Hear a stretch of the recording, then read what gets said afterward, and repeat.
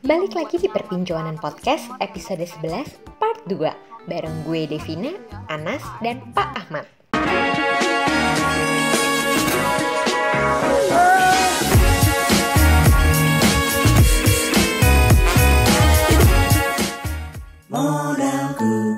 Tapi lanjut lagi nih ke Pak Ahmad nih.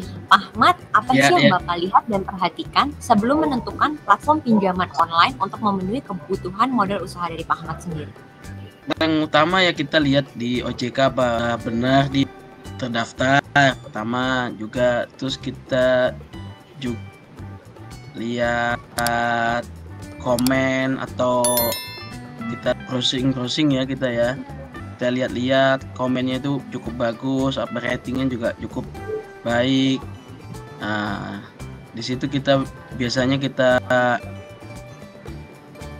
lihat kebijakannya dari situ, baru kita bisa milih mau join ke Modalku gitu. Waduh, mantap nih Bapak. Orangnya ini apa ya? Cari tahu dulu ya, teliti ya Bapak ya, Bapak Ahmad. Mantap. Nih Pak, sama ya Pak dengan namanya kita cari jodoh nih, cocok-cocokan nih. Apa sih yang membuat Bapak percaya dengan Modalku nih Pak, hingga akhirnya Bapak tuh pilih Modalku nih sebagai platform untuk Bapak mengajukan pinjaman modal usaha?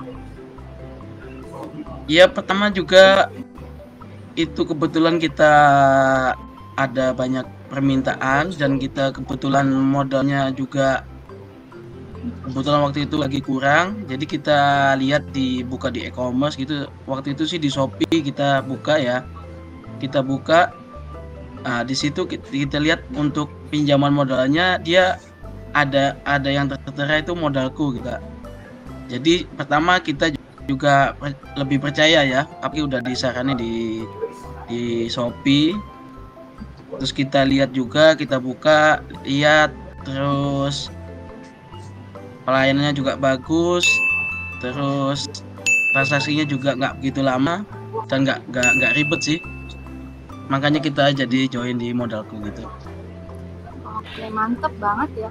Jadi memang si pinjaman modal usaha Modalku ini kita kan sudah bekerja sama ya Dev dengan beberapa e-commerce, dengan beberapa platform lainnya. Jadi memang tentunya itu resmi. Dan aku mau mengingatkan sekali lagi nih, selain melalui platform yang memang Modalku bekerja sama, kita itu juga hanya bisa menerima pengajuan pinjaman modal usaha itu melalui website Modalku. Jadi tidak ada aplikasi ya, atau tidak ada juga meminta transfer deposit atau setoran awal nih.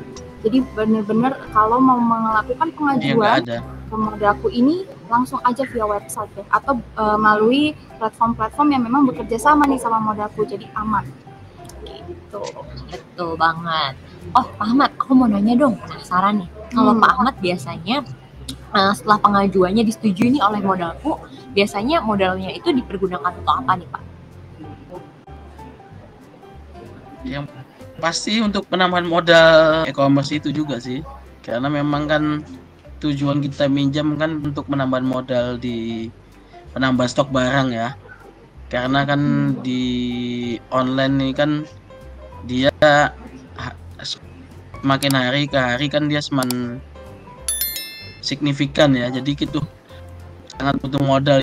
Modalku sangat butuh sekali buat usaha kita.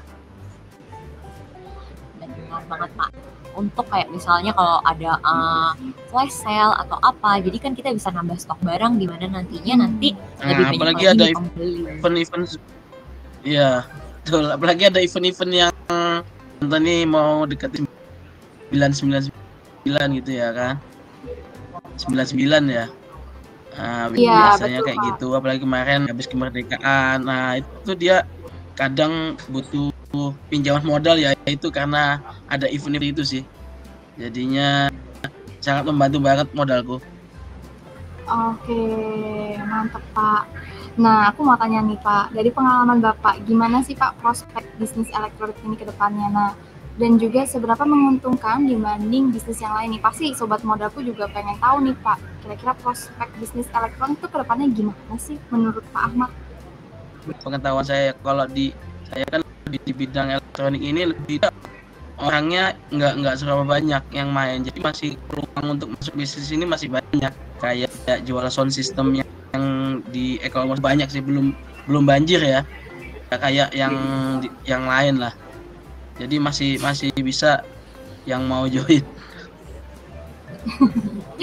Tentunya dong Pak. Tapi aku penasaran nih sama strategi apa aja sih yang Bapak lakukan untuk mempromosikan jualannya nih. Hingga aku lihat nih di salah satu e-commerce-nya Bapak punya lebih dari 3.000 followers loh. Nah, bagi-bagi Pak followersnya.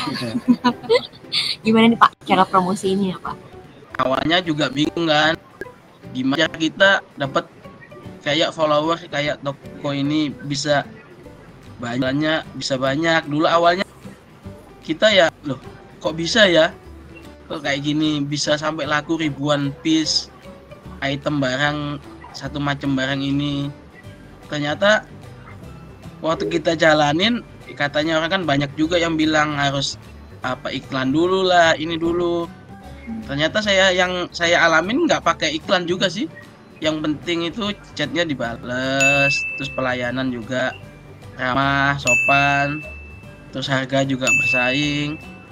Jadi menurut saya sekarang yang saya alami ya udah, maksudnya ada laku udah kayak lebih 500 piece, 300 piece itu udah, oh ternyata juga bisa gitu, apa yang lain juga bisa. Pertama kan saya kan juga nih, masa mungkin sih laku sampai ratusan piece ini, apa bener? Ternyata emang bener di online itu emang bisa seperti itu. Oke. Jadi sebenarnya Bapak Gitu tuh sih. memang nggak melakukan banyak promosi ya Pak ya, tapi strateginya itu dengan menjaga kepercayaan ya Pak ya, menjaga kepercayaan dan juga hubungan Ya, dengan para apalagi- customer-nya nih. Ya, Supaya customer-nya tuh chat itu juga yang penting itu. Chatnya itu kita harus ya sebisa mungkin cepat balasnya, itu aja sih. jadi membuat nyaman para customer ya Pak, supaya kalau dia mau beli elektronik tuh ingat gitu ya, harus ke ASN Sound. Pak, aku penasaran nih Pak, kalau misalnya ada customer yang komplain gitu, gimana sih cara Pak Ahmad mengatasinya nih? Kalau ada orang komplain, kita seperti dia mau beli. Jadi dia beli ataupun klaim barang, pelayanan kita juga sama, jangan sampai dibedain. Jadi dia klaim itu sama kayak dia beli. Jadi kalau kita klaim, kita layanin dia beli, kita cepet. Kalau dia lama, dia nggak bakal bisa mau beli lagi. Karena yang dihitung juga dari pembelian, dari segi pelayanan juga. Waktu dia klaim biasanya klaim garansi. Terus ada yang kadang kan juga ada yang masih belum pro, yang baru-baru gitu nanya-nanya dulu. Penasaran kan bagaimana kelanjutan strategi promosi bisnis Pak Ahmad? Tunggu jawabannya di part selanjutnya.